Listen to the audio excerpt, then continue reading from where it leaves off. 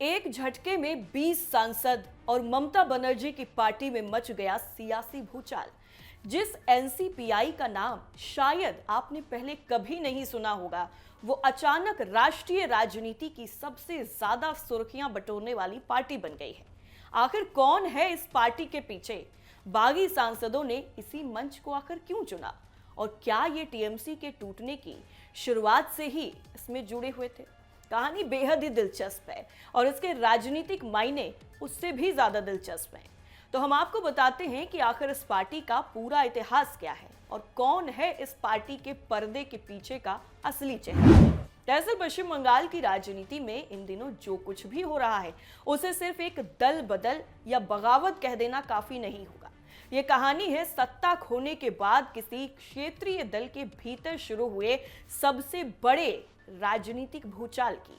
जिस तृणमूल कांग्रेस ने कभी बंगाल की राजनीति पर एक छत्र राज किया, आज उसी पार्टी के 28 में से 20 लोकसभा सांसदों ने बगावत कर दी। और सबसे दिलचस्प बात यह है कि इन सांसदों ने किसी बड़ी राष्ट्रीय पार्टी का दामन नहीं थामा, बल्कि एक ऐसी छोटी सी पार्टी में विलय का फैसला किया है जिसका नाम कुछ दिन पहले तक देश के ज्यादातर लोगों ने सुना तक नहीं था। इस पार्टी का नाम है एनसीपीआई, यानी nationalist citizens party of India. अब सवाल यह है कि टीएमसी के बागी सांसदों ने इसी पार्टी को क्यों चुना?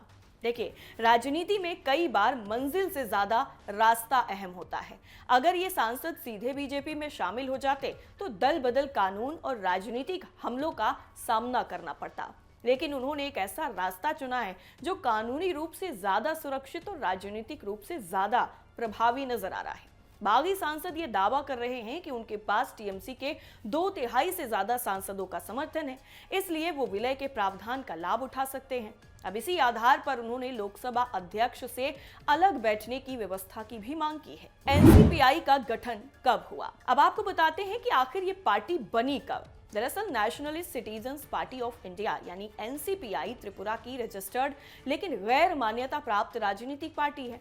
एनसीपीआई का गठन त्रिपुरा विधानसभा चुनाव से कुछ सप्ताह पहले 20 जनवरी 2023 को हुआ। चुनाव आयोग में एक पंजीकृत गैर मान्यता प्राप्त राजनीतिक दल के रूप में पंजीकृत किया गया था और इस पार्टी का चुनाव निशान पेन, निब, कलम की नोक है। चुनाव आयोग के रिकॉर्ड के मुताबिक पार्टी को केवल 1.13 लाख रुपए का कुल चंदा मिला था। एनसीपीआई के दस्तावेजों में शेली कुंडू का नाम पार्टी के कोषाध्यक्ष के रूप में दर्ज है, लेकिन वो राष्ट्रीय अध्यक्ष के तौर पर है।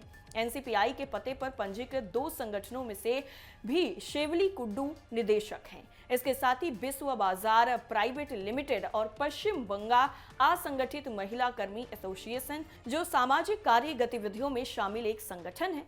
एनसीपीआई का पंजीकृत पता बंगाल के हावड़ा जिले के बानीपुर क्षेत्र में मौजूद है। पार्टी के अध्यक्ष शेली कुंडू के पति उत्तिया कुंडू हैं। उत्तिया कुंडू का वेस्ट बंगाल के मुख्यमंत्री शुभेंदु अधिकारी के साथ एक फोटो भी सोशल मीडिया पर साझा की गई है, जो इस वक्त वायरल है। 20 सांसदों की बगावत से ममता बनर्जी की पार्टी में सबसे बड़ा राजनीतिक संकट। अब जरा एनसीपीआई की कहानी को विस्तार से समझिए। ये कोई पुरानी या बड़ी पार्टी तो है नहीं। चुनाव आयोग के रिकॉर्ड के मुताबिक एक पंजीकृत लेकिन गैर मान्यता प्राप्त पार्टी है और इसका चुनावी इतिहास भी लगभग ना के बराबर ही है। पार्टी का रजिस्ट्रेशन पश्चिम बंगाल के हावड़ा में है, लेकिन इसकी राजनीतिक गतिविधियां मुख्य रूप से त्रिपुरा में देखने को मिली। 2023 के त्रिपुरा विधानसभा चुनाव में इसने कुछ सीटों पर चुनाव लड़ने की कोशिश की थी, लेकिन उसे बेहद ही मामूली वोट मिले। चुनाव के बाद पार्टी लगभग राजनीतिक परिदृश्य से गायब हो गई, यानी जिस पार्टी को कुछ साल पहले तक 1000 वोट मिलना भी मुश्किल हो रहा था, वो अचानक 20 सांसदों वाली पार्टी बनने की दहलीज पर खड़ी है। यही वजह है कि आज एनसीपीआई राष्ट्रीय सुर्खियों में है, लेकिन असली कहानी सिर्फ एनसीपीआई की नहीं है, असली कहानी टीएमसी की है। पश्चिम बंगाल विधानसभा चुनाव में सत्ता गंवाने के बाद तृणमूल कांग्रेस के भीतर असंतोष लगातार बढ़ता गया। पहले विधायकों में असंतोष दिखा, फिर सांसदों में। बागी नेताओं का आरोप है कि पार्टी में फैसले कुछ सीमित लोगों के हाथ में सिमट गए थे। वहीं ममता बनर्जी और उनके समर्थक इस पूरी बगावत को राजनीतिक साजिश और अवसरवाद बता रहे हैं। यहीं से लड़ाई सिर्फ सांसदों की संख्या की नहीं रह जाती, ये लड़ाई राजनीतिक विरासत की बन जाती है। बागी सांसदों ने फिलहाल एनसीपीआई में विलय का रास्ता चुना है, लेकिन कई राजनीतिक विश्लेषक ये मानते हैं कि आगे चलकर असली लड़ाई टीएमसी की पहचान, संगठन और राजनीतिक विरासत पर हो सकती है। महाराष्ट्र में शिवसेना और एनसीपी के विभाजन जैसे उदाहरण पहले से ही सबके सामने हैं, इसलिए बंगाल में भी आने वाले महीनों में कानूनी और राजनीतिक दोनों मोर्चों पर संघर्ष देखने को मिल सकता है।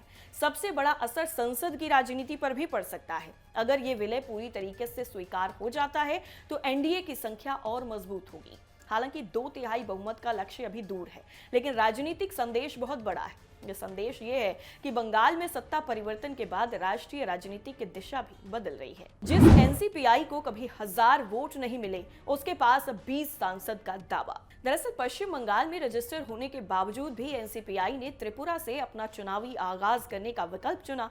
त्रिपुरा में एनसीपीआई का कामकाज शांतनु डे संभाल रहे हैं। पार्टी ने त्रिपुरा जनजातीय क्षेत्र स्वायत्त जिला परिषद क्षेत्र में वंचित आदिवासी समुदायों का प्रतिनिधित्व करने के घोषित उद्देश्य के साथ त्रिपुरा की राजनीति में प्रवेश किया था।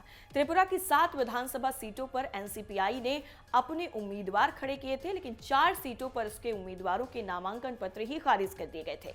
ऐसे में एनसीपीआई के उम्मीदवारों ने पार्टी के चुनाव चिन्ह पर केवल 2 सीटों पर चुनाव लड़ा था और 1 सीट पर निर्दलीय को समर्थन दिया था। छवा मनु सीट पर 536 वोट और कैलाश शहर सीट पर 286 वोट मिले थे। तीसरे उम्मीदवार कृष्ण कुमार देव वर्मा ने अंबासा से निर्दलीय के रूप में चुनाव लड़ा था और 376 वोट हासिल किए थे। त्रिपुरा चुनाव के बाद पार्टी गायब हो गई। अब एक और दिलचस्प पहलू उसमें समझिए, क्योंकि बागी सांसदों ने सीधे बीजेपी में शामिल होने के बजाय एनसीपीआई को चुना है। इसकी सीधा मतलब ये हो सकता है कि वो फिलहाल अपनी अलग राजनीतिक पहचान बनाए रखना चाहते हैं। इससे उन्हें कानूनी लड़ाई में भी कुछ बढ़त मिल सकती है और भविष्य में राजनीतिक विकल्प भी खुले रहते हैं। कुछ रिपोर्ट्स में ये संकेत भी मिल रहा है कि ये कदम आगे की बड़ी रणनीति का हिस्सा हो सकता है। यानी ये सिर्फ कहानी पार्टी बदलने की नहीं है, ये सत्ता, संगठन, पहचान और भविष्य की राजनीति का भी खेल है। आज की स्थिति में सबसे बड़ा सवाल आखिर में यही खड़ा होता है कि क्या ये बगावत टीएमसी को स्थायी रूप से कमजोर कर देगी या ममता बनर्जी संकट से उभर कर फिर संगठन को खड़ा कर लेंगी। वहीं दूसरी तरफ क्या एनसीपीआई वास्तव में एक नई राजनीतिक ताकत बनेगी या सिर्फ एक अस्थायी राजनीतिक मंच साबित होगी। इन सवालों के जवाब आने वाले दिनों में मिलेंगे, लेकिन इतना तो तय है कि बंगाल की राजनीति में जो घटनाक्रम शुरू हुआ है उसने सिर्फ एक पार्टी नहीं बल्कि पूरे राजनीतिक समीकरण को हिला कर रख दिया है। और यही वजह है कि देश भर की नजरें अब ममता बनर्जी, बागी सांसदों और छोटी सी पार्टी एनसीपीआई पर टिकी हुई है, जो अचानक राष्ट्रीय राजनीति के केंद्र में आ गई है।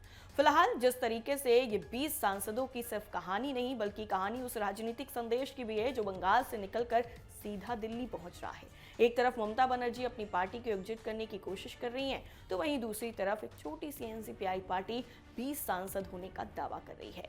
राजनीति में किस तरह से समीकरण बदलते हैं, इसका अंदाजा आप इस घटनाक्रम से भी लगा सकते हैं। कैसी लगी आपको हमारी ये रिपोर्ट, हमें जरूर बताइए। फिलहाल के लिए इतना ही। नमस्कार।